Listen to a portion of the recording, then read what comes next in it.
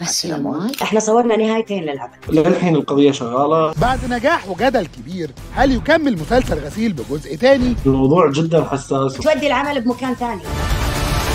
حسن؟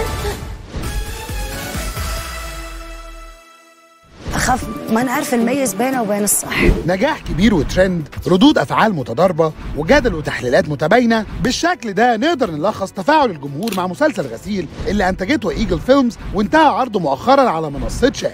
راح تاخذون منهم 100,000 دينار. والنهارده إي.تي بالعربي بيستضيف كاتب العمل فهد العليوة وبطلته شجون الهجري للاحتفال بنجاحهم.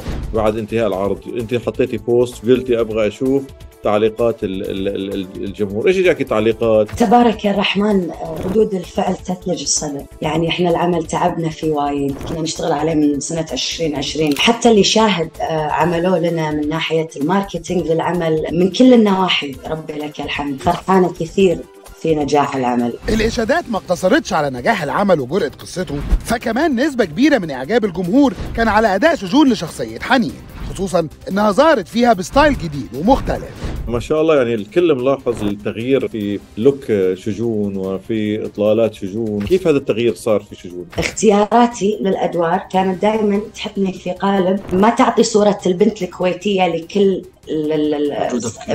صح اللي موجودة في كل بيت، ولكن في هذه الشخصية، في شخصية حنين، مكتوبة بطريقة وايد حلوة. ساعدتني أختي دلال الهاجري، طبعا المخرج أحمد عبد الواحد، كل القائمين على هذا العمل، إن احنا نطلع في هذا السوق. انا ما احبك اساسا. تفاعل الجمهور مع العمل واعجابهم الكبير بيه خلى صدمتهم اكبر مع نهاية الحلقة الأخيرة، كونهم ما عرفوش مصير شخصيتي حنين وحسن اللي جسدها عبد الله بوشهري. شو مالي شغل فيك؟ انت مرتي. بسيطة.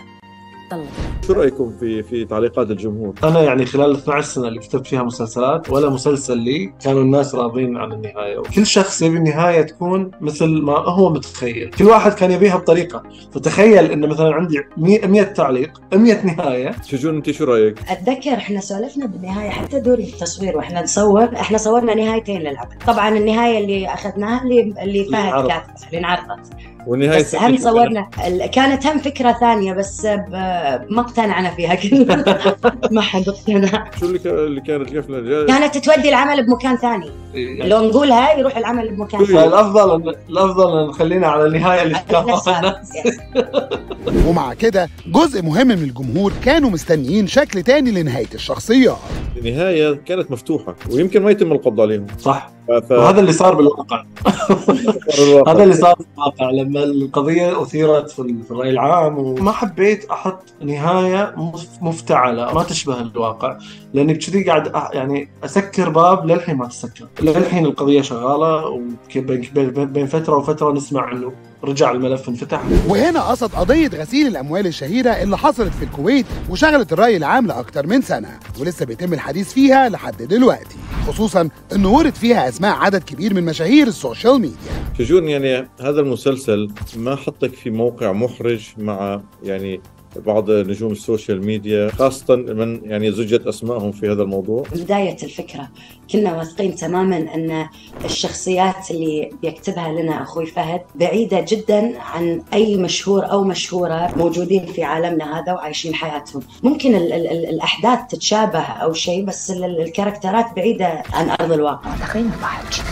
بس الأموال. البعض يعني يعتقد أنه فهد كتب هذا المسلسل استثماراً لتلك الفكرة والفترة الزمنية. حبيت أسلط الضوء على هالقضية لأنه كانت فعلاً حامية جداً، كان الموضوع جداً حساس، وهذا الشيء اللي خلاني أصلاً استفزني إني أكتب مسلسل غسيل. ولاحظت إن وايد ناس أو وايد من الجمهور ما يعرفون شنو يعني غسيل الأموال بالضبط. وباين إن النهاية المفتوحة لمسلسل غسيل وارتباطه بشكل غير مباشر بقضية غسيل الأموال اللي حصلت في الكويت دليل على احتمالية استمراره بجزء تاني.